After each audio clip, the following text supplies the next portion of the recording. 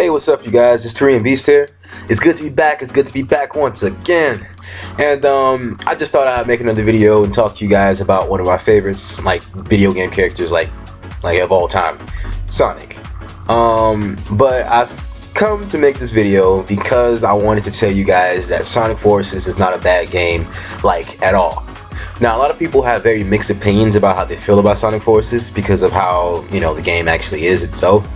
But the only problem with the game, well, for me, is its lack of insight and lack of challenge. Now, I say lack of challenge because as far as time limits go, the levels within the game are really, really short for absolutely no reason.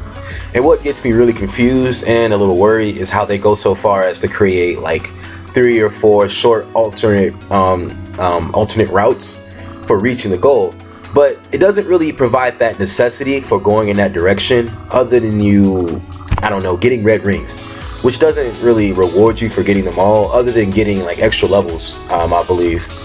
Now, when I first started playing this game, I still had a bad taste in my mouth from the demo that I wasn't even supposed to have to begin with. Now, I'm a huge fan of the modern stages from Sonic Unleashed, Sonic Colors, and last but definitely not least, Sonic Generations. And I wanted to feel that sense of speed and skill used to maneuver our blue blur around the stages. But I didn't quite get that in the demo, and it scared me that it would last throughout the game. Sadly, it kinda did. There wasn't any real test throughout the modern stages that pushed Sonic to go even further. It's almost as if they nerfed Sonic's ability for the Avatar character. Now, I just managed to finish the game like Sunday. I could have finished it sooner, but I had a lot of things to do, as well as play the new Call of Duty that just came out.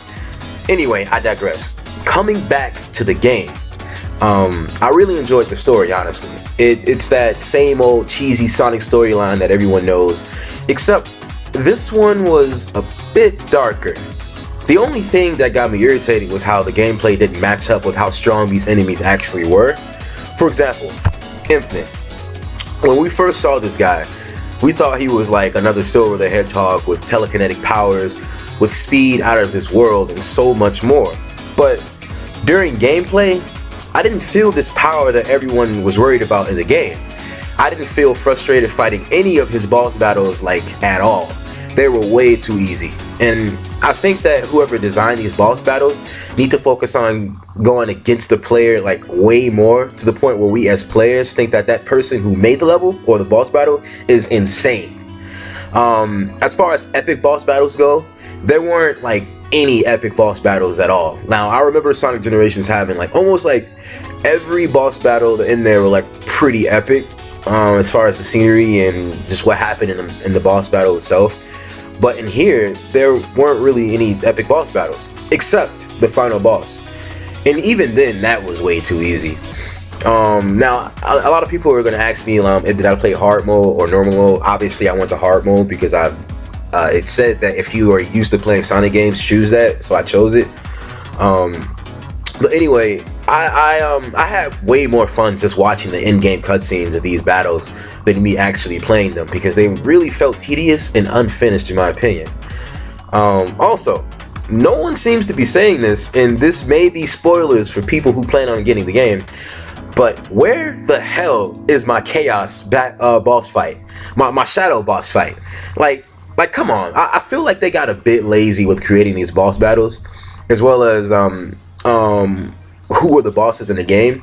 The fake Shadow could have been fought against for a little bit of time before the real Shadow flew in and told Sonic about how that one was fake. And that's another thing about that bothered me in the game. It was how it didn't really allow certain moments in the game to live in that moment. It sort of introduced the issue, then dished it away quick as hell. At least when the issue was approached, it was easily taken down. Some of them didn't even make sense, honestly. When Sonic came back to fight Infinite simply said that Sonic got stronger since the last time they fought. But Sonic didn't do any training or anything of that nature. He was literally locked in prison for 3 months with nothing to do. He couldn't run around and practice whatever he does. So saying that Sonic became stronger over time didn't really cut it. Also, the backstory behind Infinite was probably one of the most irrelevant backstories to any Sonic game ever. He was a mercenary that worked for Eggman and got his ass kicked by Shadow and got butthurt when Shadow called him weak. So he gave his soul over to the Ruby. Well, not really, but you catch the drift. But oh boo-hoo. Sad story. I was really hoping for Scourge, the Hedgehog's theory, to be like the truth behind Infinite and how he's actually an old friend of your Avatar character taken over by the Ruby, but that wasn't the case. Speaking of Shadow story, I really wish that they provided a little more variety to his levels instead of recycling levels from the base game.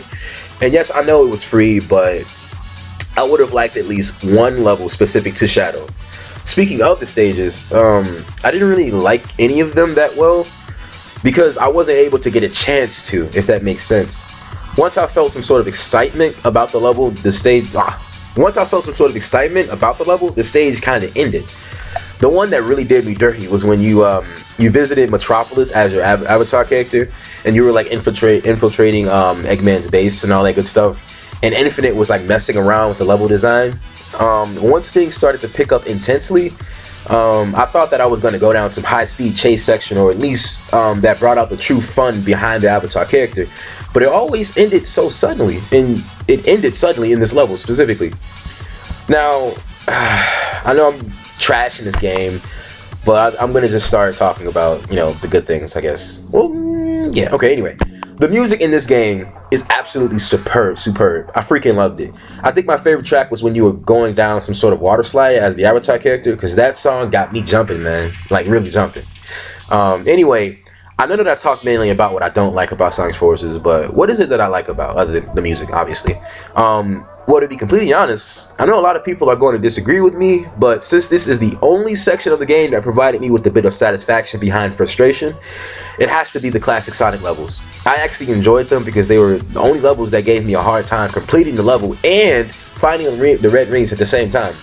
Though I do agree that they should leave classic Sonic out of play and leave that formula to Christian Whitehead, but I did find it entertaining to go through classic Sonic levels, even though he was so irrelevant to the story. Not entirely, obviously. I liked and hated that sensation of collecting thousands of rings. I loved it because I just loved the sound of consecutive ring collecting. And I hate it because I felt like Sega held my hand through the game because of it. And I don't want that for any Sonic game at all. I also love how Sega wasn't feeding into the whole microtransaction thing. And I love the customization you can do to your custom character. And I like how fluid the game actually is. Now, Sonic Forces is a good game. It just isn't what everyone thought it would be. People had thought that this game would top Sonic Mania, but we all knew that that was a little far-fetched. But one thing everyone wanted was for them to top off what they did with Sonic Generations. We wanted it to be a fresh experience with like no returning levels, with great 3D Sonic gameplay. But, for me, I have absolutely no issue with the boost formula, and honestly, I never will. But as long as I go down a straight line with no real challenge, that's going to be the issue. And now, if you guys have been watching my videos, you all know that I am a major trophy hunter, or at least I just started like a couple of years back, collecting platinums. And as far as me platinum this game, I don't think I'm gonna do it. Simply because, okay, so for starters, the trophies in this game aren't easy. Well, if you're collecting all of them, they aren't easy, but they aren't necessarily hard. The only thing that makes them hard is just how time-consuming they actually are. They have you collecting 100,000 rings, for example, and they're counted once you complete like each mission. And I know even though they give you like thousands of rings in one level, you're only able to collect of 1,000 rings. No, you're actually able to collect 999 rings per stage you do. So if 1,000 times, I don't know, I want to say 1,000 times 30, because there's 30 stages. Actually, I can't even count that because the boss battles in the game, they count like 6 or 7 stages within it. So that's like 1,000 times 25 or 24, and you're only able to collect 24,000 rings per stage. So that means you'll have to continuously keep playing the same stages over and over again, just to get that 100,000 ring trophy, and that's a bit unnecessary, honestly. I don't see myself doing it because I already didn't have like a super blast with this game, if you know, not no pun intended. I just don't see myself doing it. I did collect like all the red rings, but I didn't get like anything rewarding except extra stages that were like less than a minute long. And that wasn't really, you know, I didn't really like that. I kind of felt like they should have did a little bit more, at least implemented Sonic, Supersonic in the game. But then again, I feel like that would like make everything just super freaking easy. So I don't know what they could have did with the red rings. I just feel like they could have gave us a little bit more. Maybe, I don't know, extra, a secret ending or something. They could have gave us something, because they've done secret endings before if you collect all Chaos Emeralds or collect all whatever it is for you to collect. But they didn't do anything. They just gave you extra stages that were less than a minute long. But anyway, I think that's all I can cover about Sonic Forces here today. And I'm just going to see you guys later. Peace out.